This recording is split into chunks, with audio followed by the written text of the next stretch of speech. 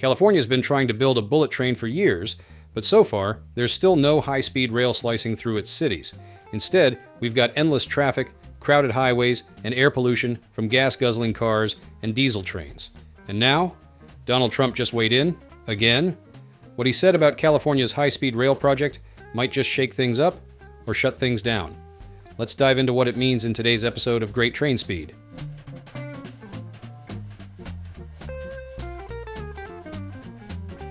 Let's take it back to 2016.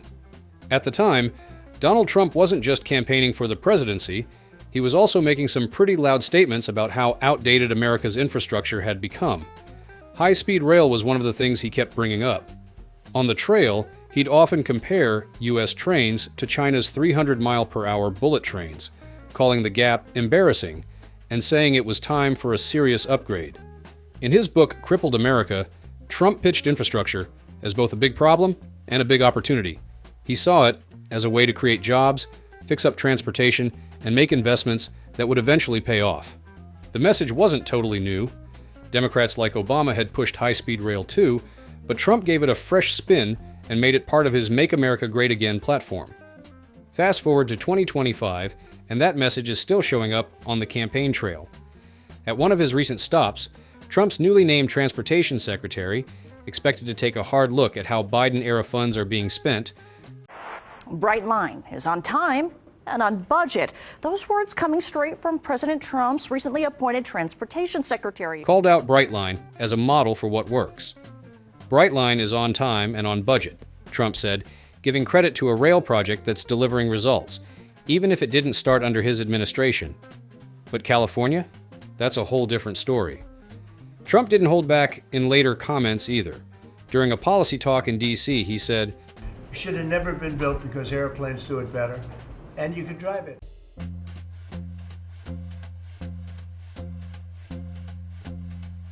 After Trump brushed off California's high-speed rail, saying things like, "You can just drive," and claiming the roads aren't even crowded, people online had a lot to say. And let's just say, the responses were all over the place. Some folks didn't hold back. One user joked, "You can drive it," says the guy who probably hasn't driven himself anywhere in years, unless we're counting golf carts. That sounds quite sarcastic. Others pointed out the obvious. Trump flies on a private jet and used to have access to Air Force One. Not exactly someone stuck in LA traffic for hours like the rest of us. A few questioned whether he'd ever seen traffic in Los Angeles at all. "The roads aren't even crowded?" one person asked. "Has he ever heard of Carmageddon? A word describes a major freeway closure expected to cause massive traffic jams?" Another chimed in, "LA literally has the worst traffic in the country." And they're not wrong. Los Angeles is globally known for its gridlocked freeways. It's part of why people argue California needs high-speed rail, even if the project's planning has had its fair share of problems. There were also some political takes. Some commenters pointed out that Trump hasn't criticized Brightline in Florida, another high-speed rail project, but seems laser-focused on California. One theory? It's less about trains and more about politics, since California has pushed back hard on some of his other policies. And finally, others just seem baffled. How can anyone look at trains in Europe or Japan and not think we should have that here? One user asked. That sentiment sums up a lot of the support for high-speed rail in the U.S., frustration with traffic, envy of global rail systems, and a sense that the U.S. is falling behind.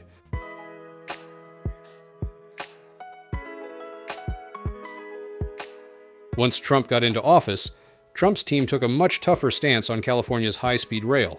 In May 2019, the administration pulled out nearly $1 billion in federal funding and later asked the state to return another $2.5 billion in earlier grants, basically calling the whole project a waste of taxpayer money. On top of that, they canceled a $929 million grant agreement with the California High-Speed Rail Authority, painting it as an example of how not to run a government project. Plenty of Republican lawmakers supported the decision. A lot of them weren't big fans of high-speed rail to begin with and didn't want more federal dollars going into it. All in all, the Trump administration didn't just treat the project as a mess, they turned it into a symbol of government waste and overspending. Work and the bullet trains, they call them, I guess. And they go unbelievably fast, unbelievably comfortable, with no problems. And we don't have anything like that in this country, not even close. And the criticism didn't stop there. It came up again during a pre-election sit-down with Elon Musk. Trump, who was back on the campaign trail as the 47th president, repeated a familiar line. Why doesn't the U.S. have bullet trains yet? And yes, he used the term bullet trains again. It's a fast train, but not a bullet train, so it's not that fast.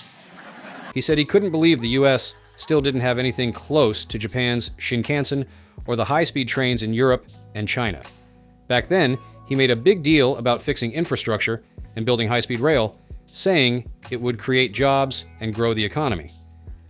But once he got into office, the reality looked a lot different. Starting in 2017, Trump pushed to cut funding for Amtrak's long-distance routes, putting service to more than 200 cities at risk. Congress ended up blocking those cuts, but the message was clear. Passenger rail wasn't a top priority for the administration.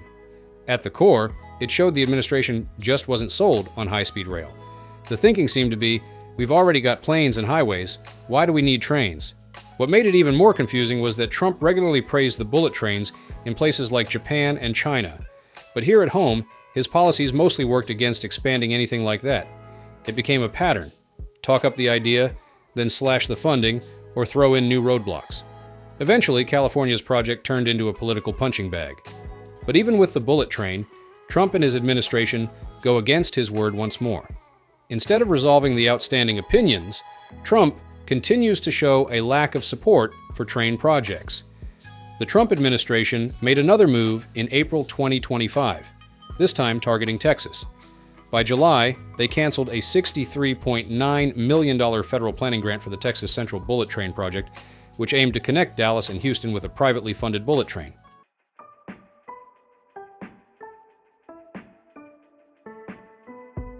But it did not end here. On June 5, 2025, the Federal Railroad Administration, FRA, dropped a massive 310-page report, and it wasn't great news for the project.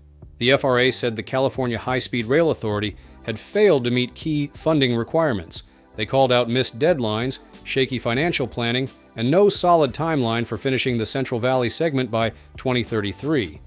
The report also pointed to delays in buying up land, poor coordination between contractors, and ongoing management issues. On top of that, the FRA said the authority hadn't done a good job keeping costs in check or being transparent about how money was being spent. Bottom line, the feds weren't confident the project was on track, at least not from a funding standpoint, and the consequences could be serious. The federal government is now threatening to take back up to $4 billion in grant money that was supposed to be handed out through 2026. That funding is a big deal for the work happening in the Central Valley. A formal review is already underway, and there's a real risk that some of the current agreements could be canceled altogether. The High-Speed Rail Authority didn't take that quietly. CEO Ian Choudhury pushed back with a 14-page response, arguing the report was based on skewed data and didn't reflect what's actually happening on the ground. He pointed out that a previous FRA review from October 2024 didn't raise nearly the same level of concern. The authority also defended its finances, saying that $28.2 billion of the estimated $32.7 to $36.3 billion needed for the first section was already locked in. Plus, Governor Gavin Newsom's latest budget proposal would extend California's cap-and-trade program through 2045, which could bring in another $1 billion a year. Meanwhile, construction hasn't stopped. As of June 2025, crews had finished 55 major structures in the Central Valley, including big viaducts in Fresno and Kings County. Track installation for the 119-mile stretch is expected to start later this year. The project's also had a huge impact on jobs, with over 15,000 positions created so far and around 1,700 workers on site every day. And from an environmental standpoint, the full route between San Francisco and Los Angeles has already cleared all reviews. So once more funding comes in, they'll be ready to break ground on the next phases. Governor Newsom hasn't shied away from the delays. He's blamed them on legal challenges and the complicated process of buying more than 2,200 pieces of property. But he's stayed committed to the project. In fact, back in January, he said California is still the closest any U.S. state has come to actually building a real high-speed rail line, and a lot of Californians seem to agree. A 2022 UC Berkeley poll found that 67% of voters were still on board with the project, with support climbing to 73% among Democrats.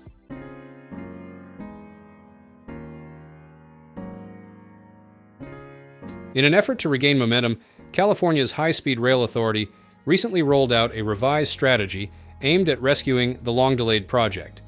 The plan comes under the leadership of newly appointed CEO Ian Chaudhry, who introduced a renewed focus on financial stability and private investment. At the center of the proposal is a push to secure $1 billion annually from the state's cap-and-trade emissions program, funds typically earmarked for clean energy initiatives. The goal is to use that steady public funding stream as leverage to attract private capital, helping keep the project viable through its next phase. Speaking at a transportation conference in San Francisco, Chaudhry highlighted the importance of public-private partnerships, noting that private equity investors are far more likely to come on board when there's a dependable base of government support. Stable funding and a clear pathway forward, he said, are what give the private sector confidence. Other industry experts agreed. They said there's more money to be made beyond just ticket sales, like building shops, offices, and housing near the stations. Dan Richard, former head of the U.S. High-Speed Rail Association, suggested the state could even auction off the right to run trains in the Central Valley, similar to how Japan runs its bullet train system. At a recent rail seminar, a spokesperson for the authority reaffirmed the message: when you combine predictable public funding, a focused project scope, and tangible deliverables, the conditions for private investment become much more favorable. In other words, a more realistic and clearly staged plan could finally bring California's bullet train closer to reality. California's bullet train is still alive, but it's under serious pressure. With Trump's latest comments, threats to cut funding, and private investment still uncertain, the project's future is on shaky ground. That's it for today. We hope you enjoyed the video as much as we enjoyed putting it together. See you in the next one.